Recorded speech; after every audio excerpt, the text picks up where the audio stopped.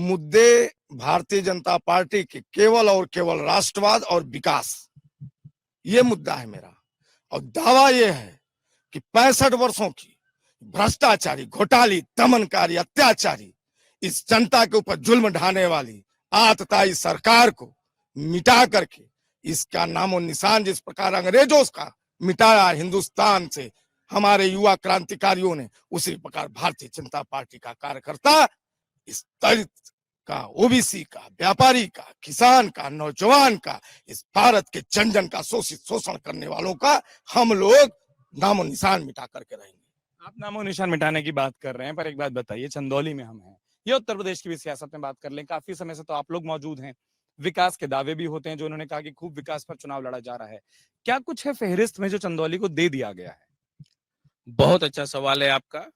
मैं उद्यमी भी हूँ, व्यापारी भी हूँ। हमारे चंदौली जनपद में दो औद्योगिक क्षेत्र है।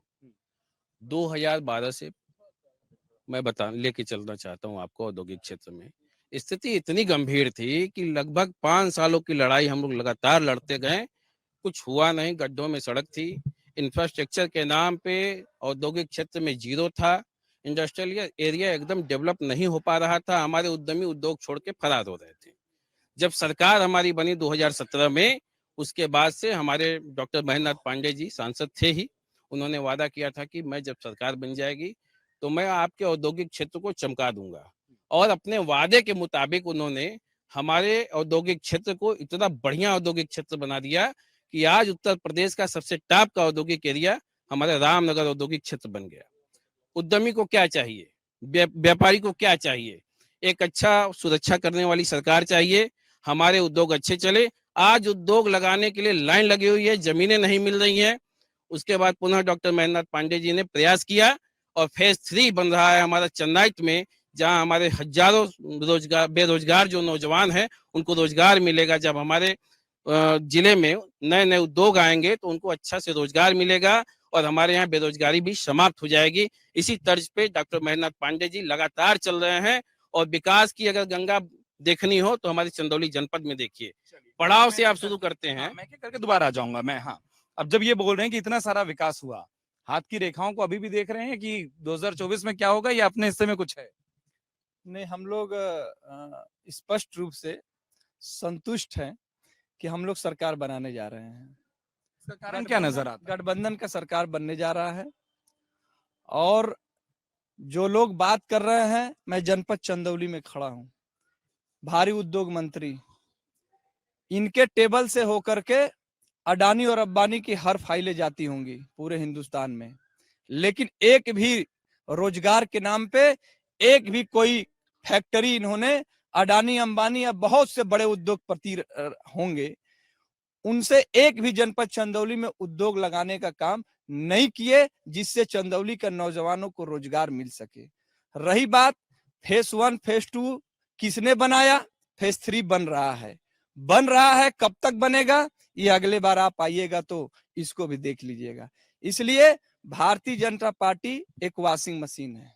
कई वर्षों से भ्रष्टाचारियों को मिटाने की बात, वॉशिंग मशीन है। जो दूसरे दल में है वो भ्रष्टाचारी है, और जो इनके दल में आ जाता है तो वो संस्कारी हो जाता है। इसलिए माफ करिएगा, मैं आप बोले हैं तो मैं नहीं बोला हूं।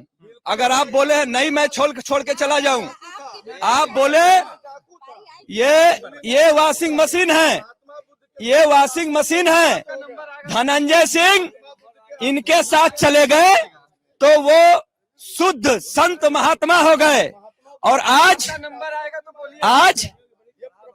दूसरे बसपा से अगर वो चुनाव लड़ रहे थे, किसी अन्य दल से चुनाव लड़ रहे थे, तो वो अपराधी थे। इनका मानक क्या है वो मैं मानक जानना चाहता हूँ। जवाब भी ले लूंगा। किस बात की दिक्कत आई, फिर मैं वहां जाऊं। और ये तो अब तो हाँ, मैं तो वहीं जा रहा था।